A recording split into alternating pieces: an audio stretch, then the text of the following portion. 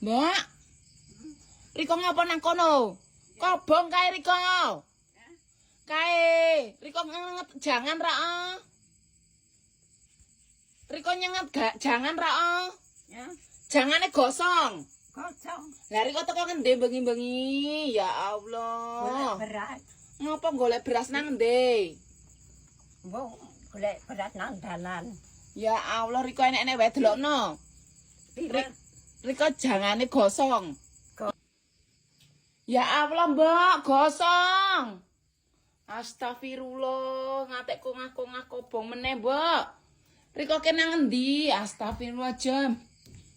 Mbak. Riko ngapa nang kono? Kobong kae Riko. Kae, Riko nyenget jangan ra. Riko nyenget gak jangan ra. Ya, Jangane gosong. kosong. Lah Riko teko ngendi bengi-bengi? Ya Allah. Golek berat. Ngapa golek beras nang endi? Wong golek berat nang dalan. Ya Allah, Riko enek-enek wae delokno. Pira? Riko jangane gosong. Ngatek kemubar murup. Obar. Lah iya Riko ambil doke omah Riko. Ya Allah. Rake tak nep. Riko delokke nek masak ngati-ngati ngerti pura ngatek gosong kaya Wis ana ngono. luput tuh njaluk ngapura. Ah wis luput.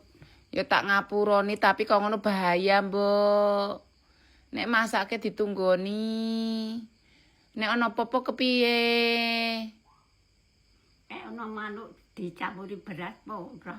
Ra usah kae manuk liar, ra usah. Aja baleni meneh ya. Heeh.